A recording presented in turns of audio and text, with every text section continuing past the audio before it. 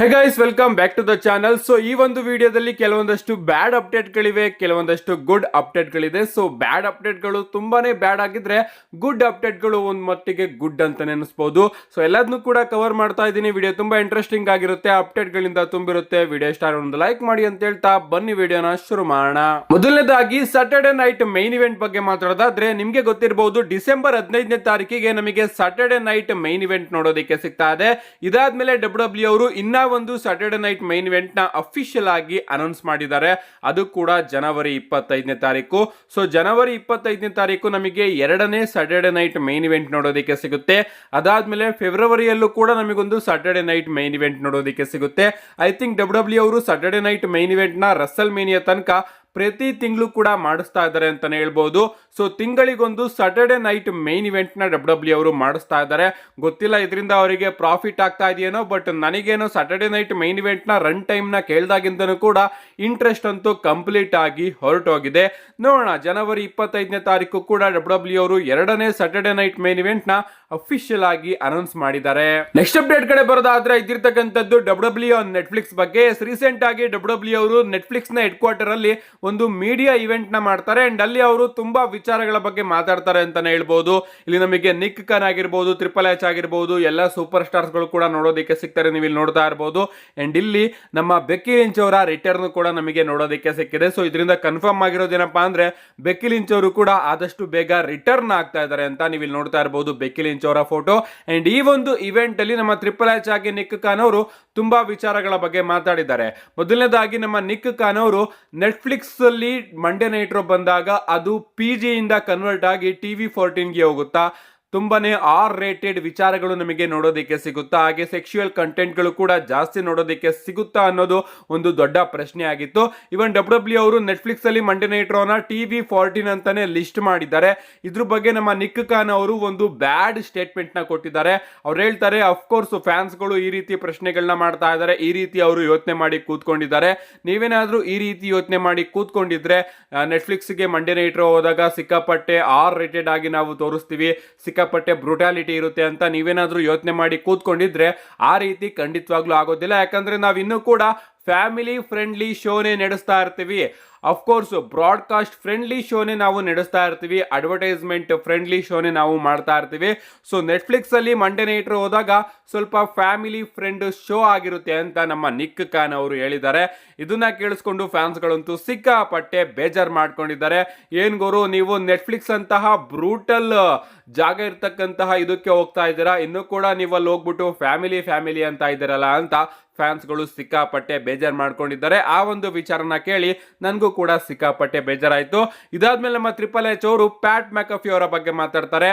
And Pat ಮ್ಯಾಕಫಿ ಅವರ ಬಗ್ಗೆ ಒಂದು ಒಳ್ಳೆ ವಿಚಾರ ಏನಪ್ಪಾ ಅಂದ್ರೆ, 2025 ಜನವರಿ 6ನೇ ತಾರೀಕಿಂದ ಕಂಪ್ಲೀಟ್ ಆಗಿ ನಮ್ಮ ಪ್ಯಾಟ್ ಮ್ಯಾಕಫಿ ಅವರು full time W Monday night Raw return ಮಾಡ್ತಾ ಇದ್ದಾರೆ. ಅಂದ್ರೆ ಅವರು ಕಂಪ್ಲೀಟ್ ಆಗಿ ಮಂಡೇ ನೈಟ್ ರೋ ಕಮೆಂಟ್ರಿಯಲ್ಲಿ ನಮಗೆ 2025 ನೋಡೋದಕ್ಕೆ ಸಿಗ್ತಾ ಇದ್ದಾರೆ. ಇದನ್ನ ನಮ್ಮ ಟ್ರಿಪಲ್ ಎಚ್ ಅವರು ಅಫಿಷಿಯಲ್ ಆಗಿ ಅನೌನ್ಸ್ ಮಾಡಿದ್ದಾರೆ. ಇಷ್ಟೇ ಅಲ್ಲ ಗೈಸ್, ಡಬ್ಲ್ಯೂ ನೆಟ್ಫ್ಲಿಕ್ಸ್ ಗೆ ಹೋದಾಗ ಇನ್ನೂ ಜಾಸ್ತಿ ನಮಗೆ ಸೆಲಿಬ್ರಿಟೀಸ್ ಗಳ ಇನ್ವಾಲ್ವ್ಮೆಂಟ್ ನೋಡೋದಕ್ಕೆ ಸಿಗುತ್ತೆ. ಬ್ಯಾಡ್ ಬನ್ನಿ ಆಗಿರ್ಬೋದು, ಸಿಂಗರ್ಸ್ ಗಳಾಗಿರ್ಬೋದು, ರ್ಯಾಪರ್ಸ್ ಗಳಾಗಿರ್ಬೋದು, ಫಿಲ್ಮ್ ಸ್ಟಾರ್ಸ್ ಗಳಾಗಿರ್ಬೋದು, ಯೂಟ್ಯೂಬರ್ಸ್ ಗಳಾಗಿರ್ಬೋದು. ಸೊ ಹೆಚ್ಚು ಸೆಲಿಬ್ರಿಟೀಸ್ ಗಳ ಇನ್ವಾಲ್ವ್ಮೆಂಟ್ ನಮಗೆ ಮಂಡೇ ನೈಟ್ ರೋ ನೆಟ್ಫ್ಲಿಕ್ಸ್ ಗೆ ಹೋದಾಗ ನೋಡೋದಕ್ಕೆ ಸಿಗುತ್ತೆ ಅಂತ ನಮ್ಮ ಟ್ರಿಪಲ್ ಎಚ್ ಅವರು ಹೇಳಿದ್ದಾರೆ. ಸೊ ಪ್ರಾಬಬ್ಲಿ ಬ್ಯಾಡ್ ಬನ್ನಿ ಅವರ ರಿಟರ್ನ್ ಕೂಡ ನಮಗೆ ನೋಡೋದಕ್ಕೆ ಸಿಗಬಹುದು. ಅಂಡ್ ಅವರು ಒಂದು ಮ್ಯಾಚ್ ಅಲ್ಲೂ ಕೂಡ ಕಂಪೀಟ್ ಮಾಡೋದು ನೋಡೋದಕ್ಕೆ ಸಿಗಬಹುದು. ಬಾಕ್ಸರ್ಸ್ ಗಳಾಗಿರ್ಬೋದು, ಲೆಜೆಂಡ್ಸ್ ಗಳಾಗಿರ್ಬೋದು, ಇವರೆಲ್ಲರ ಜಾಸ್ತಿ ಇನ್ವಾಲ್ವ್ಮೆಂಟ್, ಸೆಲಿಬ್ರಿಟೀಸ್ ಗಳ ಜಾಸ್ತಿ ಇನ್ವಾಲ್ವ್ಮೆಂಟ್ ನಮಗೆ ಮಂಡೇ ನೈಟ್ ರೋ ನೆಟ್ಫ್ಲಿಕ್ಸ್ ಹೋದಾಗ ಖಂಡಿತವಾಗ್ಲೂ ನೋಡೋದಕ್ಕೆ ಸಿಗುತ್ತೆ. ಅಂಡ್ ಇದನ್ನ ನಮ್ಮ ಟ್ರಿಪಲ್ ಎಚ್ ಅವರು ಕೂಡ ಕನ್ಫರ್ಮ್ ಮಾಡಿದ್ದಾರೆ. ನೆಕ್ಸ್ಟ್ ಅಪ್ಡೇಟ್ ಕಡೆ ಬರೋದಾದ್ರೆ, ಇದಿರ್ತಕ್ಕಂಥದ್ದು ನಮ್ಮ ಕೋಡಿ ರೋಡ್ಸ್ ಹಾಗೆ ಸೋಲೋ ಸಿಕ್ಕವ್ ಅವರ ಬಗ್ಗೆ. ಕೋಡಿ ರೋಡ್ಸ್ ಹಾಗೆ ಸೋಲೋ ಸಿಕ್ಕವ್ ಅವರ ಮ್ಯಾಚ್ ನ ನೀವು ಎಷ್ಟು ಬಾರಿ ನೋಡಿದ್ದೀರಾ? ಒಂದು 2 ಬಾರಿ ನೋಡಿದ್ದೀರಾ ಅನ್ಕೋತೀನಿ. ಮೊದಲನೇದಾಗಿ ನಮ್ಮ ಕೋಡಿ ರೋಡ್ಸ್ ಅವರು ಸೋಲೋ ಸಿಕ್ಕವ್ ಅವ್ರನ್ನ ಸೋಲಿಸಿದ್ರು. ಅಂಡ್ ಅದಾದ್ಮೇಲೆ ರೀಸೆಂಟ್ ಆಗಿ ಸಮ್ಮರ್ ಸ್ಲಾಮ್ ಅಲ್ಲಿ ನೀವು ನೋಡಿರಬಹುದು.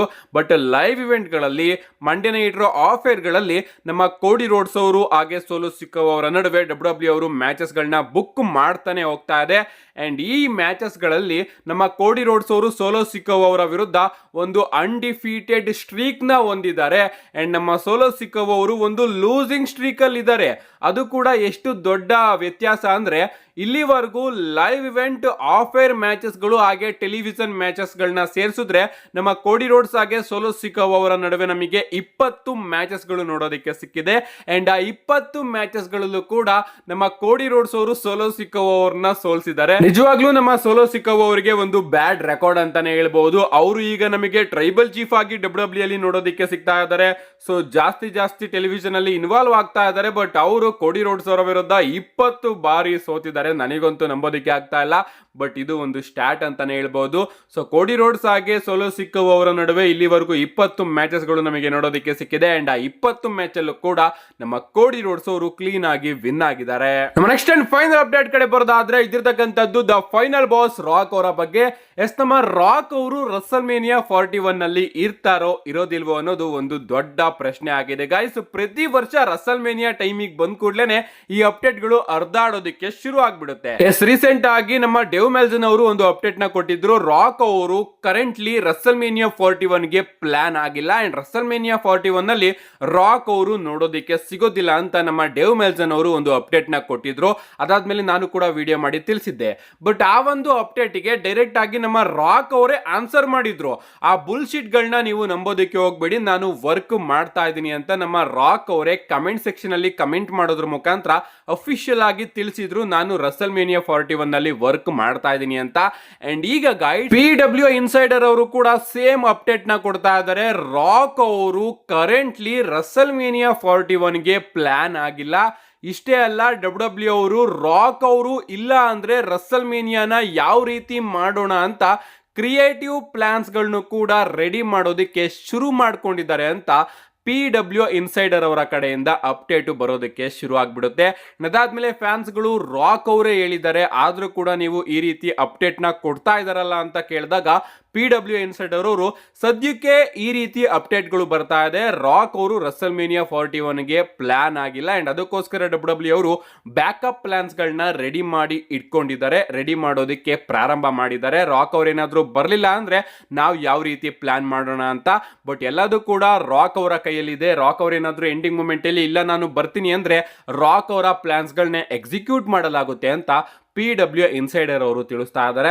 ಗಾಯ್ಸ್, ನೀವು ನನ್ನನ್ನ ಕೇಳೋದಾದ್ರೆ ನಾನಂತೂ ಇದ್ಯಾವುದನ್ನು ಕೂಡ ನಂಬೋದಿಲ್ಲ. ಪ್ರತಿ ವರ್ಷನೂ ಕೂಡ ಈ ರೀತಿ ಉಲ್ಟಂ ಪಲ್ಟಾ ಅಪ್ಡೇಟ್ಗಳು ಬರ್ತಾನೆ ಇರ್ತವೆ. ಕಳೆದ ವರ್ಷನೂ ಕೂಡ ಬಂದಿತ್ತು, ಬಟ್ ಕಳೆದ ವರ್ಷ ರಾಕ್ ಅವರೇ ನೋಡೋದಕ್ಕೆ ಸಿಕ್ಕಿದ್ರು. ಅಂಡ್ ಈಗ ನಮ್ಮ ರಾಕ್ ಅವರೇ ತಿಳಿಸಿದ್ದಾರೆ ನಾನು ಬರ್ತೀನಿ ಅಂತ. ಸೊ PW ಇನ್ಸೈಡರ್ ಅವರಲ್ಲ ಗಾಯ್ಸ್, ಬೇರೆ ಯಾವುದೇ ಸೋರ್ಸ್ ಅಪ್ಡೇಟ್ ನ ಕೊಟ್ಟರು ಕೂಡ ನಾನಂತೂ ಆ ಒಂದು ವಿಚಾರನ ನಂಬೋದಕ್ಕೆ ಹೋಗೋದಿಲ್ಲ. ನನಗೆ ರಾಕ್ ಅವರು ರಸಲ್ಮೇನಿಯಾ 41 ನಲ್ಲಿ ನೋಡೋದಕ್ಕೆ ಸಿಕ್ಕೇ ಸಿಗ್ತಾರೆ. ಅದು ಹೇಗಾದ್ರೂ ಆಯ್ತು, ನೋಡೋದಕ್ಕೆ ಸಿಕ್ಕೇ ಸಿಗ್ತಾರೆ. ಅಂಡ್ ಇನ್ನ ಒಂದು ಗುಡ್ ನ್ಯೂಸ್ ಕೂಡ ಇದೆ. ಅಂಡ್ ಈ ಒಂದು ನ್ಯೂಸ್ ರಾಕ್ ಅವರು ರಸಲ್ಮೇನಿಯಾಗೆ ಬರೋದನ್ನ ಇನ್ನೂ ಕೂಡ ಕನ್ಫರ್ಮ್ ಮಾಡುತ್ತೆ. ಅದೇನು ಅನ್ನೋದನ್ನ ನಾನು ನೆಕ್ಸ್ಟ್ ವಿಡಿಯೋದಲ್ಲಿ ತಿಳಿಸ್ಕೊಡ್ತೀನಿ. ಸದ್ಯಕ್ಕೆ ಅಪ್ಡೇಟ್ ಗಳು ಬರ್ತಿರೋ ಪ್ರಕಾರ ರಾಕ್ ಅವರು ರಸಲ್ಮೇನಿಯಾ 41 ನಲ್ಲಿ ನೋಡೋದಕ್ಕೆ ಸಿಗೋದಿಲ್ವಂತೆ. ಅಂಡ್ ಡಬ್ಲ್ಯೂ ಅವರು ರಾಕ್ ಅವರು ಇಲ್ದಲೆ ರಸಲ್ಮೇನಿಯಾನ ಯಾವ ರೀತಿ ಮಾಡೋಣ ಅಂತ ಕ್ರಿಯೇಟಿವ್ ಪ್ಲಾನ್ಸ್ ಗಳನ್ನು ಕೂಡ ಈಗಾಗಲೇ ರೆಡಿ ಮಾಡ್ಕೋತಾ ಇದಾರಂತೆ. ಬಟ್ ನನ್ನ ಪ್ರಕಾರ ರಾಕ್ ಅವರಂತೂ 100% ರಸಲ್ಮೇನಿಯಾದಲ್ಲಿ ನೋಡೋದಕ್ಕೆ ಸಿಕ್ಕೇ ಸಿಗ್ತಾರೆ. ನಿಮ್ಗೆ ಅನ್ಸುತ್ತೆ ಇದ್ರ ಬಗ್ಗೆ ನಿಮ್ಮ ಅನಿಸಿಕೆನ ಕಮೆಂಟ್ ಮಾಡಿ. ಇಷ್ಟು ಇವತ್ತಿನ ವಿಡಿಯೋ ಇಷ್ಟೊಂದು ಲೈಕ್ ಮಾಡಿ, ಚಾನಲ್ ಸಬ್ಸ್ಕ್ರೈಬ್ ಮಾಡ್ಕೊಳ್ಳಿ. See you guys in my next video.